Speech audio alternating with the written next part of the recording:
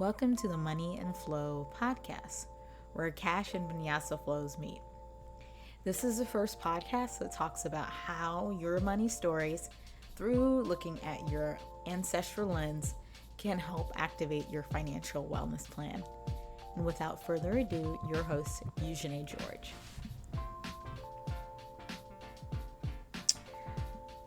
Welcome to the majestic Money and Flow podcast, where we try to understand your cash and vinyasa flow. This is Eugenie George. This is the 6th time that I have recorded an episode. So you know what they say, 6 times a charm. Last week, I wrote out a whole podcast. I recorded it twice, and it didn't come through at all. So I have no clue where they are. It's in the World Wide Web. So for today's episode, it's going to be a split episode. The first topic that we're going to talk about is Nanowrimo. What the heck is it? Then the second topic that we're going to talk about is the money ancestry archetypes. I wrote these out. It is 50 pages long. So if you are excited about reading this book and understanding personality types, I'm excited because, it took me a really long time to understand people's archetypes. It took me a really long time to understand people's personality tests. So let's dive into it. All right, Nanowrimo. Woo! Let me tell you what it is. Every year in November, it's called National Novel Writing Month. There are millions of people all over the world that make the dedication to themselves and say, hey, I'm a masochist. Why don't I write a book in 30 days? Let's do it. Let's get it cracking. So that's what happens. They put out this book. The book can most likely be trash. The first draft is trash, but it's cool. So you write this out. The goal is to get 50,000 words, 50K words in 30 days. That turns out to be 150 pages. And yeah, you can see people's books. There are lots of people that have done Nanowrimo, and they've had best-selling books. And there's lots of ebooks and children's books. I am what they call a nano rebel, which is very nerdy in itself. But I was a nano rebel, which means that I decided to write a book, which is called Our Money Stories.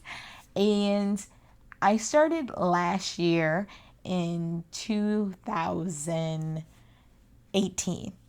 So that was when I started writing my first draft.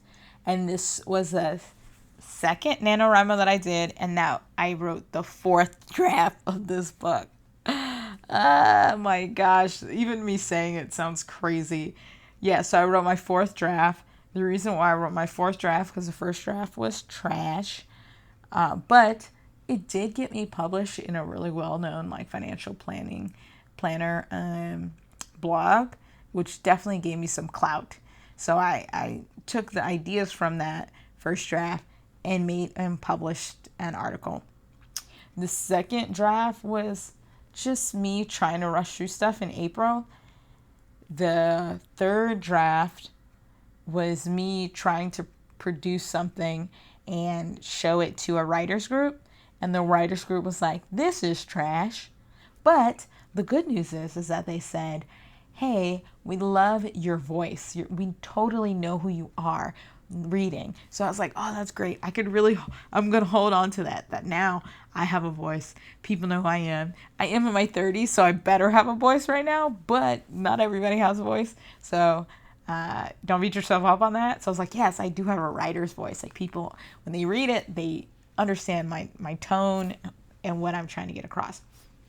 The biggest critique that I had was, 1, rewrite the book, which I ended up doing.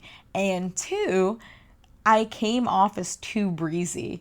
So there's a writer's handbook that most writers love and live and die and breathe, and it's just ridiculous how much people like this writer's handbook. And that writer's handbook said one of the things that you don't want to come off as is too breezy. Too breezy basically means yeah, I'm writing this stuff, but I don't really care about it. And it's more of a bro way of writing. And that works if you're Tucker Max or whatever that guy is.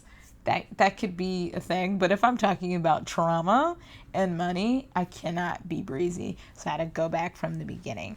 So I actually had a great community this time. I had the Women of Color podcasting group. I also had the library, the Philadelphia Library. They have tons of NaNoWriMo write-ups. And I was around a lot of my friends that were writing, so that made things easier. What I learned, though, is through editing and rewriting the entire process was that I need to make sure that not only do I give facts that can be really sombering and sad, I really have to have articles that are simple or chapters that are simple, as well as chapters that can really give you actionable steps of what to do next. Because a lot of people said, well, it's really cool that you're telling us like the terrible stuff, but that's the problem with most money books. They either tell us this is how you need to live your life, and they won't tell you the traumatic stuff that you might face. And most books that talk about like the color of wealth, it is all just like, let me tell you about how terrible our society is. Evicted. This is how poor people get evicted. So I had to literally create a 6-week plan, Ramit Sethi style, and say like, what can I do? The good news is not only was I able to create the 6-week plan during NaNoWriMo, but during the whole month of November, I was teaching financial wellness classes at the University of Delaware. So a lot of the stuff that I was trying, I actually used on 50 people. So I had two classes, and then I was able to kind of pinpoint like, what can I talk about? How would this work? And how can I make it as simple as possible?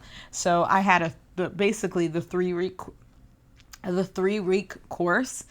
I was able to kind of change that and make that into the 6-week plan, which is dope. I'm really excited about it. So yeah, so that was great. So if you're thinking about doing NaNoWriMo, all you have to do is go to nanowrimo.org. They can tell you all about it. They meet up every November and every April, and people are always writing. And oddly, my old boss, the reason why I did NaNoWriMo was because my old boss, who I loved, this is when I was in college too, she was the first picture that I saw on the NaNoWriMo website. So I was like, oh, okay, I'm going to do it. It really just took someone I knew, which is crazy because she lives in California, for me to be like, yeah, somebody's doing it, I'm going to do it. And that's my NaNoWriMo. Jizam.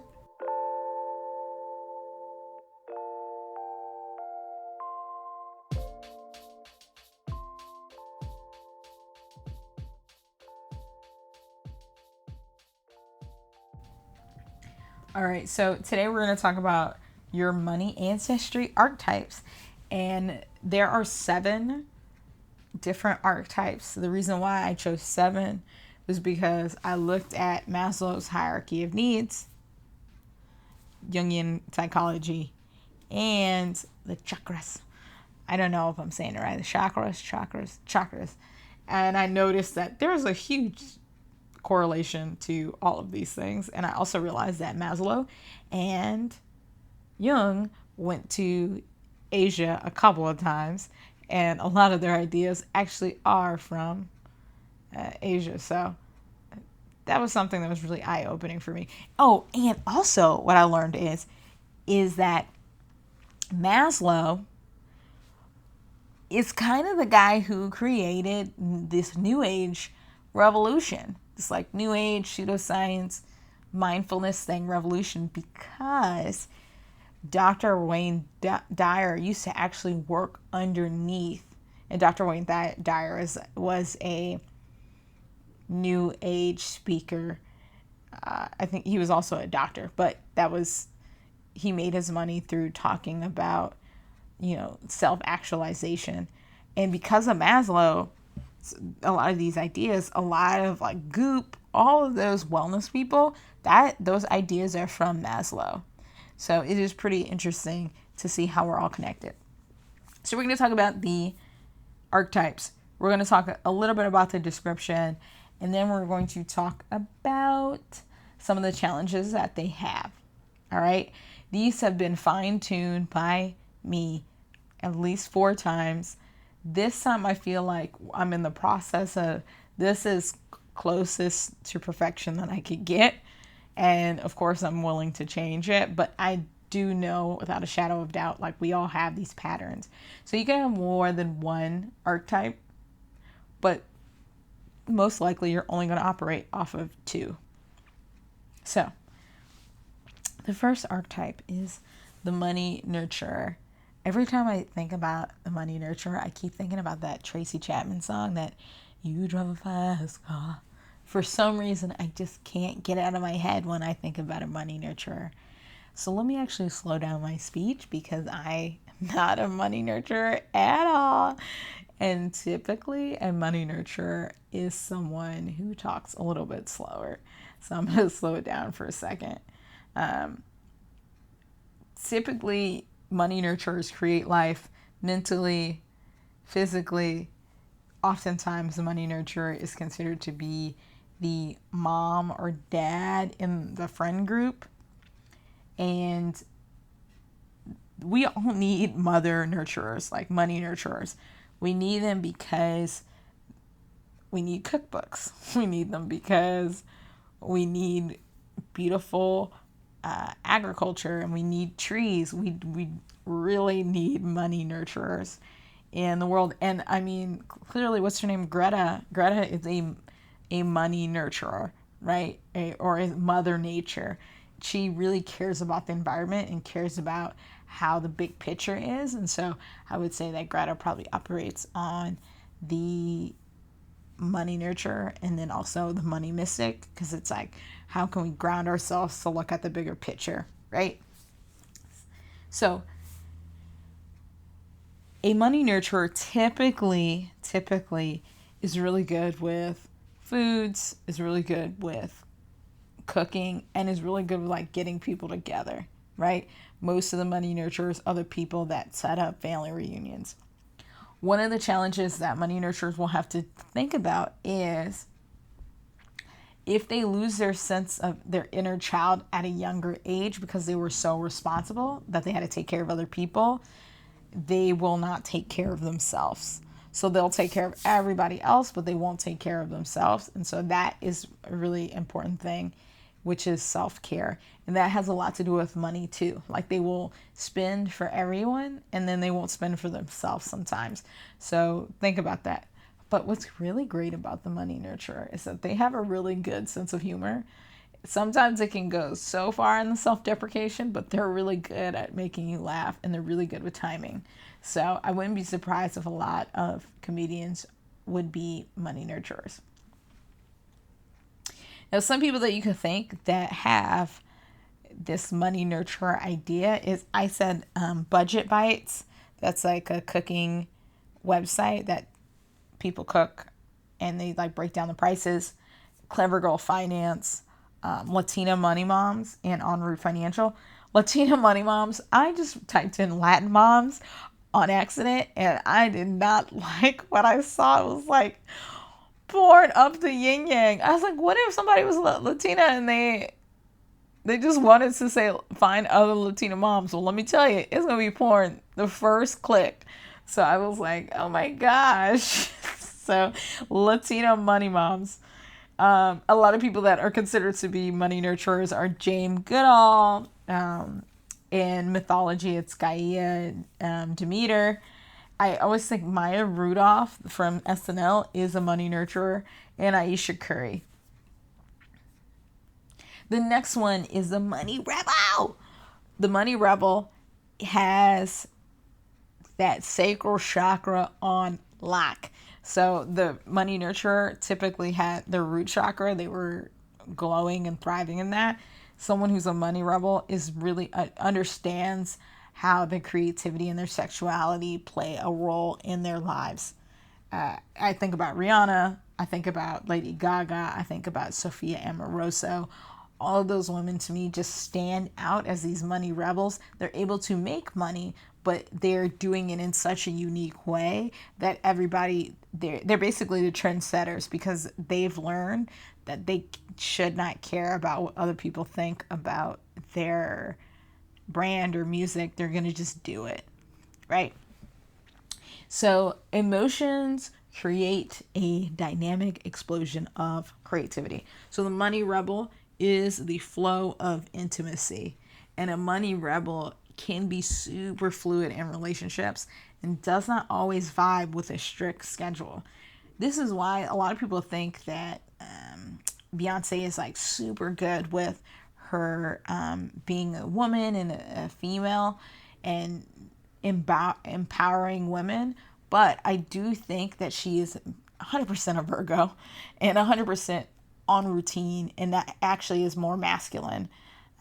So when I think about other people, I'm like, oh, it's actually not Beyonce, because for some reason, like, this is Beyonce, but it's not at all. So I had to learn that through 4 drafts of trying to figure that out. But a money rebel is probably one of the most misunderstood archetypes. It's just because for thousands of years, we were not valuing women. Like, we know this. We're still not valuing women. That's why when women hit poverty, it is hard to move back up. We know that. So because for the past thousands of years, women's sexuality or creativity was not seen as something to admire, we kind of lost that. So we're now trying to get that back. And we're also trying to claim different things back. That's why you see the Me Too movement. That's why you see everyone talking about their sexuality, this like empowerment, is because we actually never had a narrative for it, really, except for like super, super far back, like the Neanderthals. Some of the Egyptians thought about it, but for the most part, this is a man's world. I mean, men were playing female parts. So, yeah. That's a whole nother thing. But what the great thing about a money rebel is that because not everyone is ready for you, because a money rebel is like in your face, you are actually going to find your tribe the quickest way, right? You're going to find it through lots of trial and error, through lots of disappointment most of the time, because you're trying to just figure out who you are. But once you figure that out, like, you're game. I think about my friend who is 100% a money rebel. Anytime I talk about plans or scheduling, she's like, get out my face with it. But when she really needs to plan and take care of stuff, she's like a road runner and gets stuff done. So I don't really understand y'all, but I respect it. So I said the challenges that you have too, particularly with your money, is if you hate the man, you're not going to want to invest in your money because you don't believe in that. And it's like, if you invest your money, you're going to get a good return. So because people are scared of you. Sorry. Like, people are scared of the money rebel. So I don't think that they would screw you over as much, but I don't know, because you got to talk to Rihanna because she got screwed over, but she came back with a vengeance. So I just feel like money rebels, if you take care of your money and have a flow about it, then you'll be fine. Here are some potential money BFFs. I said brunches and budget, which is I just talked about them earlier. They're like, I love their Twitter. It's basically every billionaire is a policy failure. Like, can you believe that? Somebody wrote that. Every billionaire is a policy failure. Budgets are sexy, stash wealth, and Gabby Dunn, bad with money. Some notable people, I would say Janet Jackson. I just said Rihanna. For some reason, the money rebel, I just feel like I have to constantly put out famous people because I think a lot of money rebels have figured it out, but they've had to be super creative about it. So, yeah. Next one is the money warrior. This is me, as you can tell. And the money warrior, they mostly operate on that solar plexus chakra. They have that hunter, heroine, Jungian archetype. And as we know, the money warrior is like Xena, like the Xena warrior princess. They're about crushing the goals. Some people say that their Enneagram is 3, the achiever, which is kind of crazy how it's all kind of similar. 3, the achiever. The money warrior are activators, and they will get stuff done. So, as you know, I didn't want to start a podcast, but I knew I had to get it done because I also knew that people want to hear it. I also knew that the ideas that I had were different, so I had to pump this content out so that people can hear. So if you're a money warrior, you know you're calculated. People love you, but sometimes they get overwhelmed by you. So well aware of that. And at any type of job, you're the person that will get the job done. And it's all about helping the company's bottom line. So some of the challenges that money warriors have to deal with is balance. Slowing things down, not having a full schedule all the time. Because warriors have a more masculine vibe with all tasks and routines and big pictures, it is super important to pencil in that feminine. You notice how I slowed it down, but it is true. You have to slow it down. When I'm like, go, go, go, go, go, I lose my mind. And I'm seeing that happen on the regs. So I've now been doing some yin yoga, which is like the chillest yoga, to force me to relax. Now, with a money warrior, why is it important with your money story? What are the challenges that you're going to have? Whenever you want to achieve a goal, you will spend however much dollars you can to achieve that goal. Now, yes, is that good? Yeah, I want you to achieve the goal, but 2, you have to realize, like, is my goal affecting my well-being? Am I paying for a massage? Really try to figure out, like, where do I balance the flow? But other than that, I mean, most people, I would argue that the FIRE community, retire early, those folks, they're mostly money warriors because they're like crushing it, debt paid off. So you can be one of those. Just know that you could kind of be a masochist on that too. Like, that is clearly, that's why I'm not in that community, because I have those same ideas when I'm like, if I kick it with them, I'm going to lose it.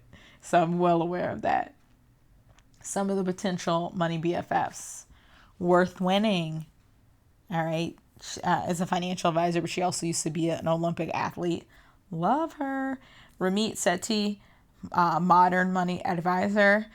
Me, of course. And the FIRE community. I just said be careful with that.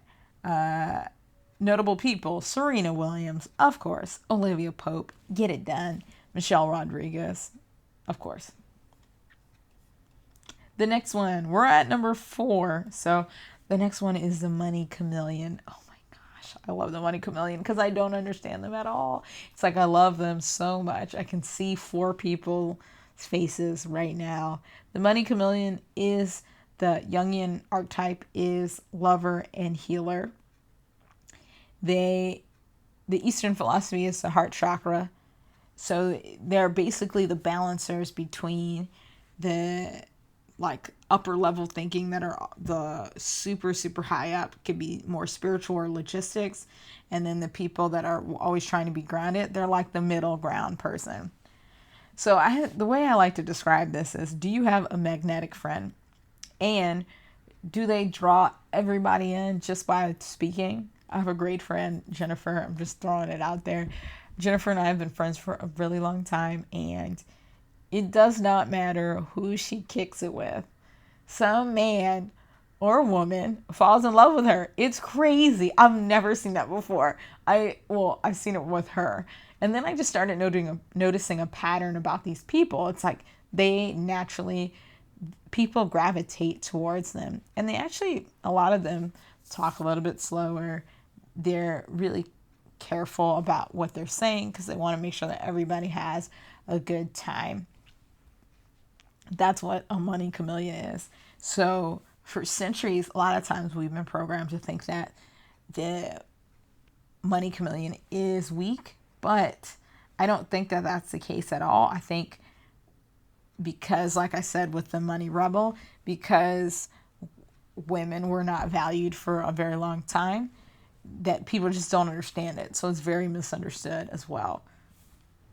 But like the money rebel, you are super, super creative.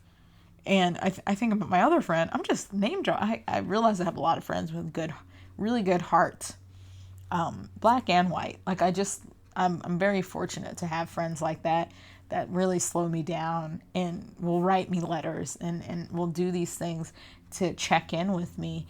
And that's one of the things that they're really good at, is making sure that everybody feels comfortable.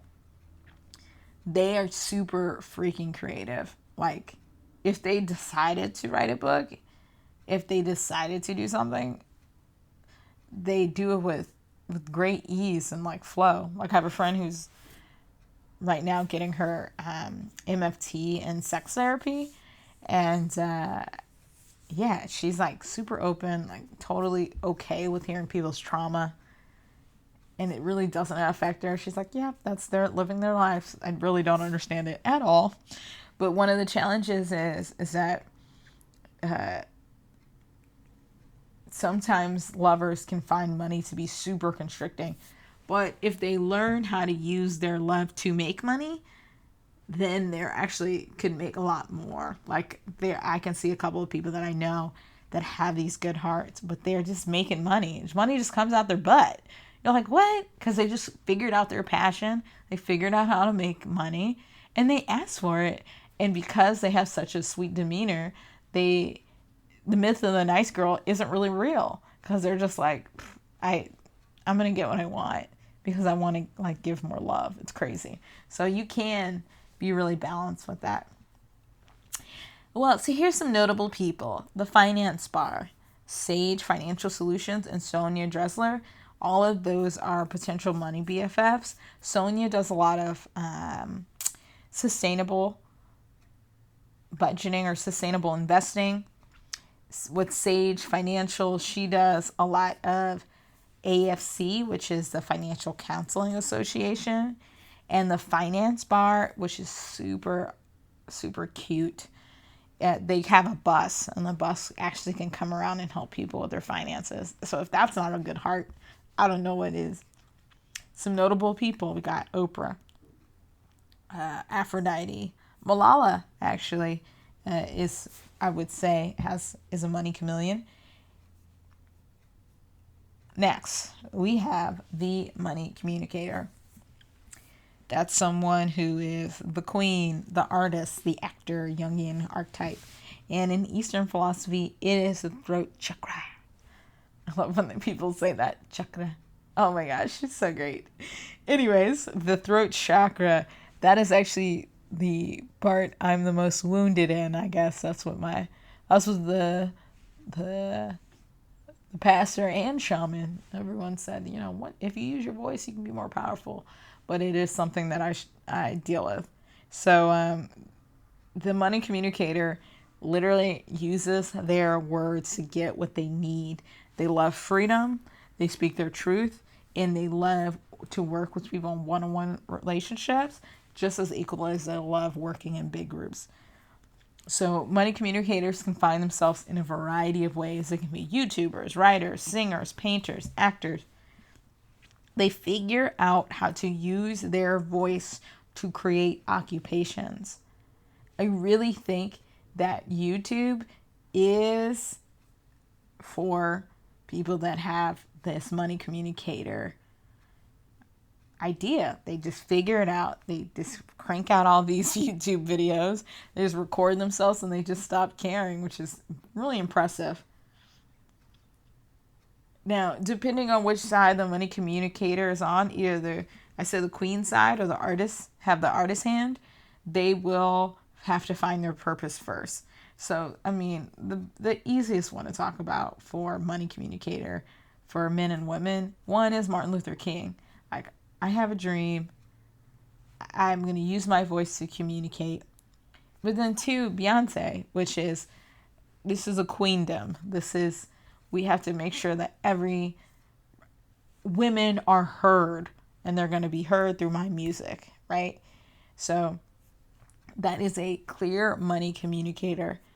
Now, on the artist side, they will have to find their purpose and figure out, okay, well, am I going to use a trumpet? What's going to be this tool that I'm going to be able to use to be the best version of myself? Now, some of the challenges, which I loved, I just heard this recently and I said, oh, that makes a lot of freaking sense. Surprisingly, someone who has a money communicator archetype, they most likely are having to deal with either infidelity, or they have to deal with what type of relationship do they want to have. That's why I said it's more like it's an artist and queen. It has both of these sides. I say that because MLK was speaking the truth to all, but then he was out there slanging and banging, and that's not fun either, and I'm glad that Ava DuVernay talked about that and what the FBI did. Like, that is true. He did those acts. The same goes for Beyonce in that sense, which I'm putting MLK and Beyonce similar, but you'll see what I'm saying. With her, she wrote a whole album about infidelity, Lemonade, and we don't know how long her entire the problems happen, but being able to first verbally talk about the infidelity, and then two, to be really experiencing it. You have to think about, okay, what type of romantic relationship do I want? Do I want to be married, or do I not? And so I think that is something that is really interesting, considering that the person who is the queen and artist can flow sometimes, but then also have a routine so that they could be the best version of themselves. So yeah, very interesting. Some notable people, money BFFs.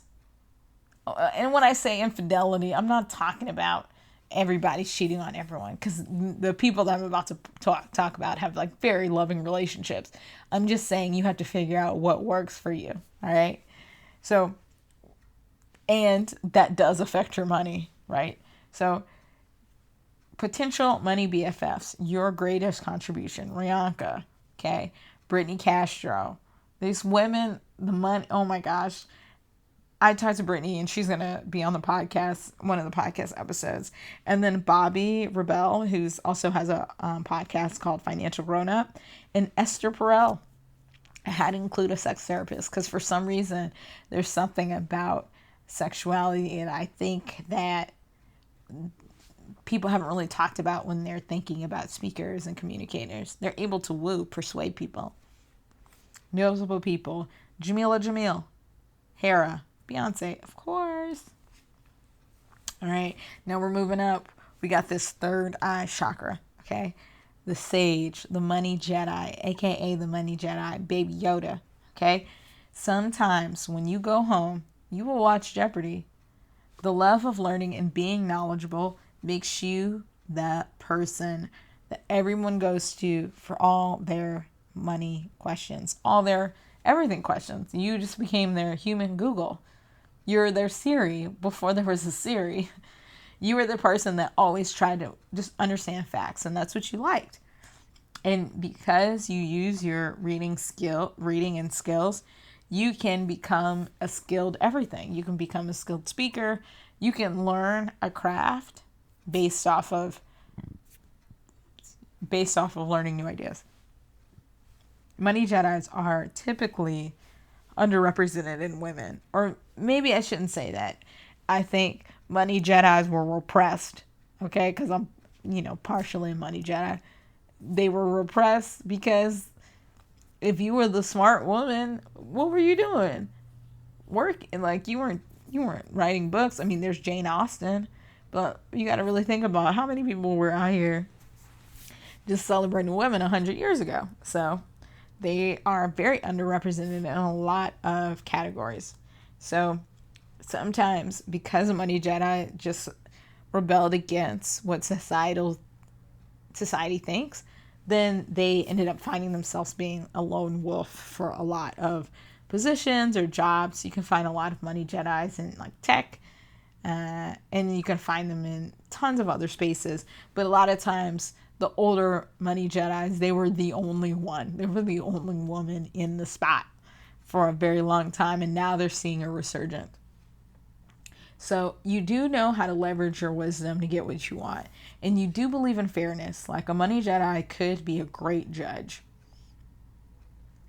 Because you're able to see both sides and counterbalance and use the pros and the cons, one of the challenges is that because you see so many different perspectives, you might be unable to flow. So you can have that block because all these ideas, all these perspectives are keeping you up at night.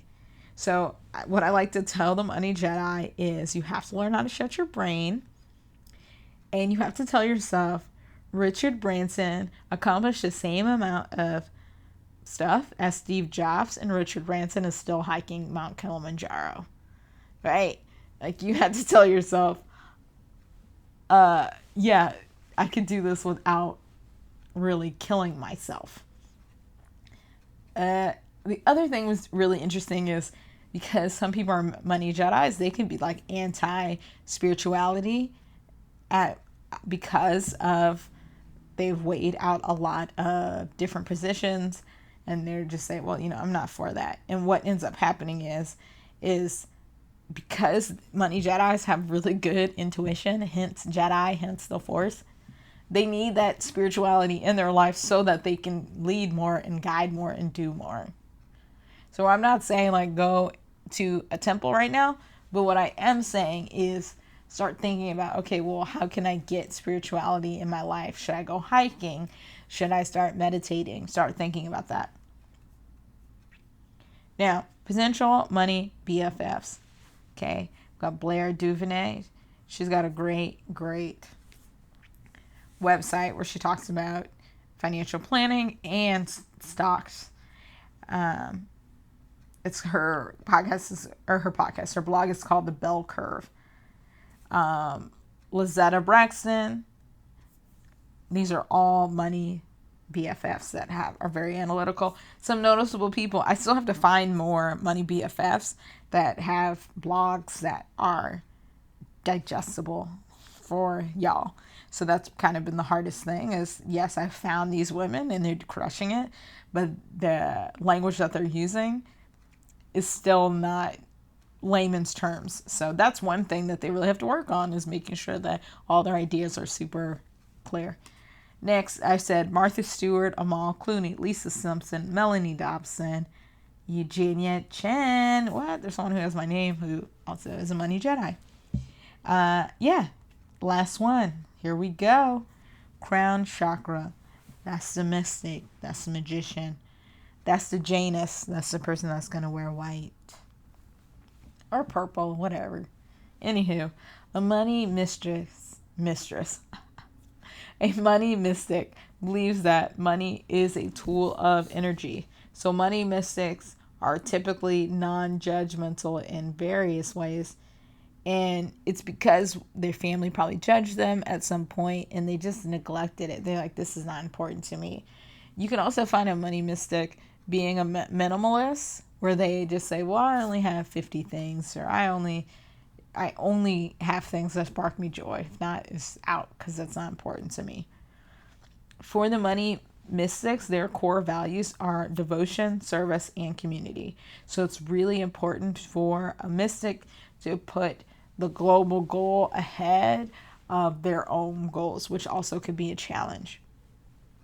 And money mystics are rare, just rare in general. I feel like they're, to me, in my eyes, they're the rarest because that means that they'd have to neglect a lot of things to make sure that they're doing the overall devotion. Of course, they might be able to live great lives, but they really have to do some soul searching to figure out what matters. So I do like to say this too, is that if a money mystic doesn't have their wild or into the wild moment, meaning like they don't go out and find themselves, or what I used to tell my friends, some of my friends had to do like their white boy pilgrimage. Like if you don't have that, you will not feel completely free and you will regret it and you won't really find your true purpose. So A money mystic has to, in order for them to get to the place that they need to get to, they have to have the either W2F moment or like I have to go and search and find myself moment. They have to. And that really affects their money and what they decide to do. So I like to say that despite contrary beliefs, money mystics have the option to actually grow a lot of money and help a lot of people with money. So I said you can actually be a CEO. I say Layla Janai, who created Samosaurus, or the CEO that created Charity Water. You can be a great doctor, where you're literally physically giving back. Like Deepak Chopra was a doctor first before he started doing any spirituality things. And then lastly, you could be a spiritual or motivational speaker. There are nuns. There are actually a lot of nuns that put money in stock, the stock market, and believe in sustainability investing. Actually, they were some of the first people to believe in sustainability and investing. And so you can still invest and be a priest or a minister. There actually aren't that many noticeable money BFFs, which I'm still trying to find. So I said Emily Chaslin, who is the Sustainable Finance editor, and then Layla Jana, who basically is creating jobs for people in developing countries and in America. So there aren't that many, and I'm still looking for some. So yeah, one challenge that they should really think about, though, is self-care. Anywho, that's the end of this podcast. It was a lot because I told you a lot about money archetypes, and I want to make sure that everybody kind of understands it. And I'm going to break down next year during this season the whole shebang, but I wanted to make sure that I was able to break down each part. All right, thanks so much.